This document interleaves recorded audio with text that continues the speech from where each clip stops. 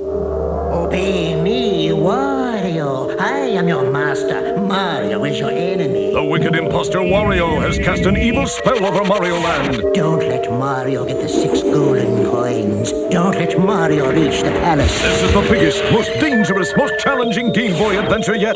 Obey Wario. Destroy Mario. Don't fall under Wario's evil spell in Super Mario Land 2, only on Game Boy. Welcome one and all to Let's Play Super Mario Land 2 6 Golden Coins for the Super Game Boy, and I do have to apologize for being so late on this. What's funny though is that I originally used the first Super Mario Land to test out things, which in that game's case was me testing out my first capture card playthrough.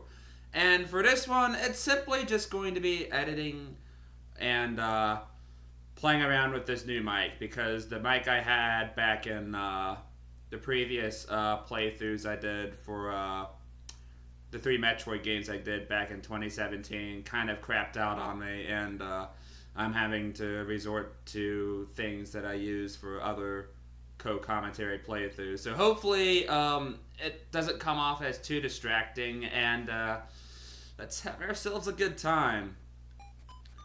But, yeah, Super Mario Land 2. I don't know why the goddamn hell it took me so long to get to this game. I guess it's primarily because I had so many other things in mind, and then I didn't even begin to think that, hey, maybe some people actually like Mario Land 1 and would probably like a follow-up on that. And plus, you know, I'd like to kind of update my opinion on things every once in a while.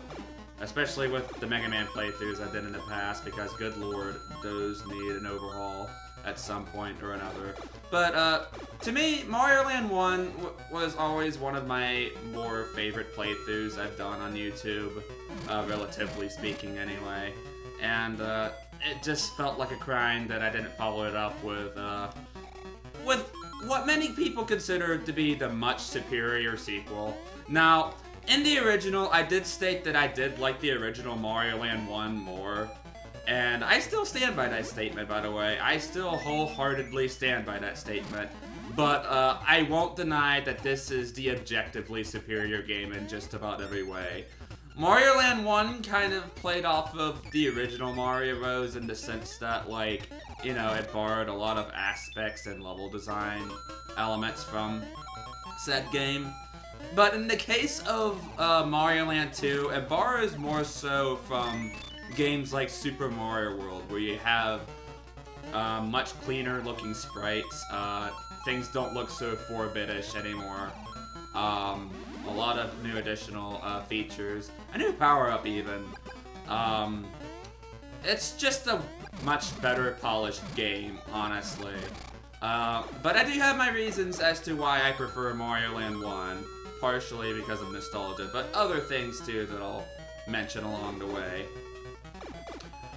And yeah, Mario Land 2 is not only really considered, like, you know, the best Mario Land game in the trilogy, but it's also considered by many to be like one of the best, if not absolute best game on the Game Boy.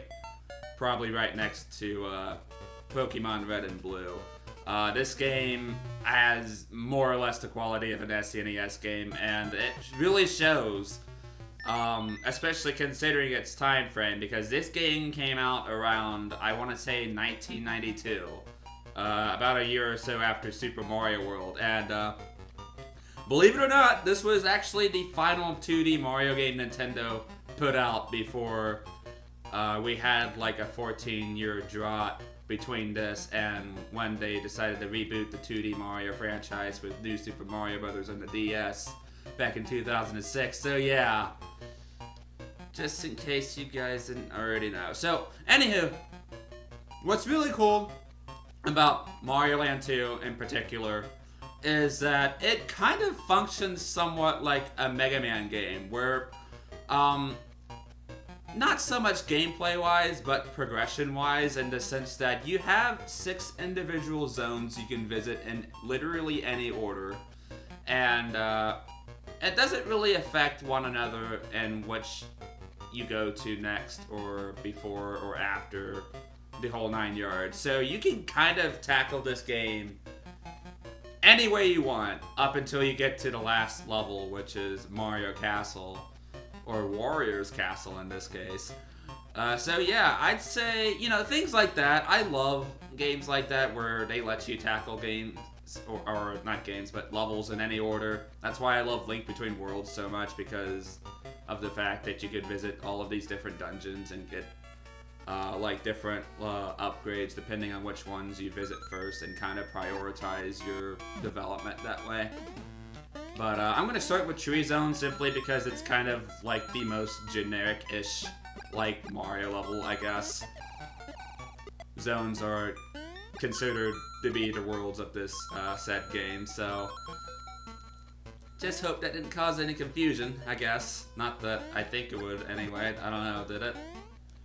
I sure as fuck don't know. But yeah, a lot of the worlds in this particular game, much like Mario Land 1, where you had really weird environments like Egypt and China for individual locations. There's a bunch of like different interesting worlds in this one too.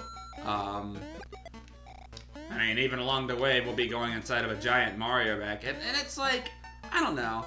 I kind of wish Nintendo played around with that idea a bit more. Even in like Mario World, it kind of took place on like a prehistoric looking island. And then, you know, it's always been like one of my major gripes with, you know, the new Super Mario Brothers games, is that like it plays so much off of nostalgia to the point of where they sit there and stick with like the same individual themes, even to the point of reusing them for every new Super Mario Bros. Game, and it's like, I don't know. I just wish they had a bit more creative like influence in the kind of levels they're designing, but I digress. And that's why I like Mario Land 2 and 1 a lot. I like them a lot indeed. So, in case you haven't noticed, I've been hitting these invisible blocks in the background, and that is because if you pay attention to like the cloud formations, like you can kind of see here, this is an obvious looking arrow.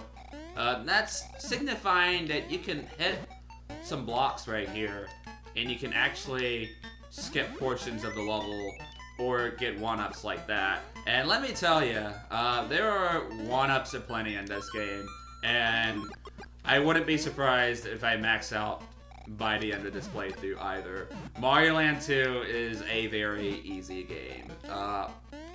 Even for a Mario game, I'd say. Like, you know, besides the final level at one point or another, like, which kind of comes off as a sudden difficulty, like spike, I've never had issues with Mario Land 2, even from the very first playthrough. It's a very easy Mario game. So it shouldn't come off as too much of a problem. In fact, I think when my brother played through this the first time, I think he only really died a handful of times until he came up to the last level, but we'll save that discussion for later. Let's go ahead and hit this bell. Now, like in Mario Land 1, where you have to take like the topmost entrance. Oh my lord. I am so bad. Anywho, as I was saying, like, in that game, you had like 2 different exits at the end, and you had to take the top one to access a minigame. And that's kind of the same case with Mario Land 2, in the sense that you use the bell here at the end of the stage to gain access to these minigames. There's 2 in total, and each of them will either net you some lives or some preemptive like power-ups for the next stage. Unfortunately, this isn't like Mario Land 3 or Super Mario World, however, where you can store items and use them for later. So, once you get that power-up, you're basically switching to that power-up. Even if it's a fucking mushroom. Like, oh my god, I hate that shit so much. Like, in Super Mario World, like, for example, say you got a fire flower or the cape, and you got a mushroom, you'd store it easily, right? In this game, if you get a mushroom while having the bunny ears or the fire flower in tow, you straight up revert right back to Super Mario. So, mushrooms can either be your friends or enemies. So watch out for those. But I never did get around to talking about the main plot, did I? What's really weird about this game's plot is that for the most part, in most other Mario games, like, they don't really have what I'd call a chronology. Like, outside of, like, Paper Mario or Mario and Luigi to an extent where they'll make subtle, like, references to, like, the previous games, like, you don't really need to play the next game to understand the other, you know? That's not really the case with Mario Land 2 entirely. In fact, what's really funny is that this sounds like a straight out of a fucking Saturday morning cartoon as well, is that the events we did in Mario Land 1 actually had influence over the events that happened in this game. See, the villain of Mario Land 1, Tatanga, or whatever his face was called, he was somebody that Wario had sent out to keep Mario occupied while he took his castle. And I'm like, okay, I'll roll with that, I guess. So, and it just raises so many questions. Like, how did Wario, you know, have tabs on an alien space dude? How did he find out about this castle? Why does Mario have a castle? How come he doesn't use this castle or island, no less, whenever he's going on vacation? I don't get the whole idea behind Super Mario Land 2, damn it. Like, the setting to me just makes no sense. Like, there's no Princess Peach or Daisy or Luigi or Bowser. Like, it's literally just a straight-up island filled with enemies. So it's like, is it, like, supposed to be a theme park? Is that what the setting of Mario Land 2 is supposed to be? I don't get it. Like, at all. Could somebody please answer that for me? But yeah. Just thought I'd throw that out there. And just to show that, yes, your actions in Mario Land 1 do indeed have a consequence in the later Mario Land games. Including Mario Land 3 to an extent. That thing I just got there was a money bag. Money, as well as coins in general, function much differently than they do in any other Mario game. You can see right here that I have a total of 323, so the idea of basically grabbing 100 coins for a life is pretty much thrown out the window. So what does that mean for Super Mario Land 2 then? What do coins do exactly? Well, in Mario Land 2, coins are used to play this section of the island where you can play minigames. And these minigames will net you items or shit tons of lives. In fact, there's even a reward for maxing out at 999, where you have a possibility of gaining 50 lives off a slot machine. Like, goddamn. Lives will not be in short supply in this game at all, trust me. Let me look at it! Look at me right now! I'm already at 26 lives! Another thing, too, is that, because this game doesn't have a score meter, instead what you have is this little enemy icon here that's, pictured next to my time and lives. What that does, basically, is that whenever I beat 100 enemies, Mario will automatically gain access to our Starman. And since there is no score in Super Mario Land 2, basically for every 5 or so enemies you beat with the Starman power-up, you gain an extra life, and then so on and so forth. So, one really nice strategy to do is to be able to save up these enemy points to where you can access some of these bonus levels that are scattered across the land and actually save them for that so you can beat swarms of enemies and grind lives for free. Not that you need to grind lives in this game, but like, you know, the possibility is there, I guess. And yeah, that is all she wrote. So, the level I'm playing through currently is sort of a maze-like-ish level. Like, Mario Land 2 has some interesting concepts Sure, painfully easy, but very interesting concepts, so to say. I wouldn't even say it's a maze-like level, but, like, they're interesting ideas nonetheless, I guess. You have all of these bees attacking you from these, like, little hives and shit. And they're so fucking adorable. Mario Land 2 just oozes with charm. I don't think it's quite on the same level of weirdness that Mario Land 1 has to offer, but, like, it's still pretty damn charming in its own right. So let's see if I can net myself another live. Oh shoot. I screwed that up. I didn't want to get that mushroom. See, if you know you fuck up, you can always just press the left button to back out of the minigame. So that way you don't end up getting something shitty, like the mushroom there, for example. And, yeah, just something to keep in mind in case you don't want to find yourself getting screwed. But, alright, so we're on the last level of Chewy Zone. In this game, at the end of each zone, you will fight a boss. They're pretty basic bosses. 3 hits, they're dead. They're not worth entirely writing home about, I guess. Some of them are super painfully easy.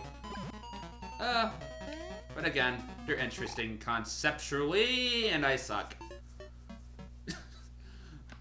I couldn't really tell if there was ground behind me, because, one issue I didn't really have with Super Mario Land 1, but something that does kind of come up in this game, is that because the sprites are more detailed, and it's kind of something that Mario Land 1 has in its benefit, is that, like, because of the more detailed sprites, the screen crunch is a lot more noticeable here. Like, there wasn't really screen crunch at all. They tried to fit as much as they possibly could on one screen, and that's pretty fucking impressive, honestly.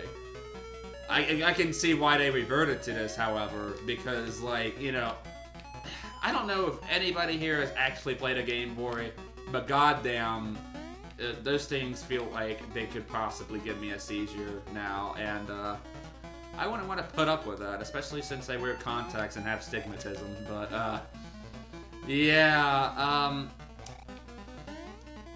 anywho, aside from that, yeah, the screen crunch here is so much more noticeable here, and, I definitely had my fair share of occasions where I can't see what's coming up, and then it's too late, like you saw there, but, you know, I guess with the cloud platforms being there, I should have, you know, expected, you know, a pet. So I'm going to put that tab on me.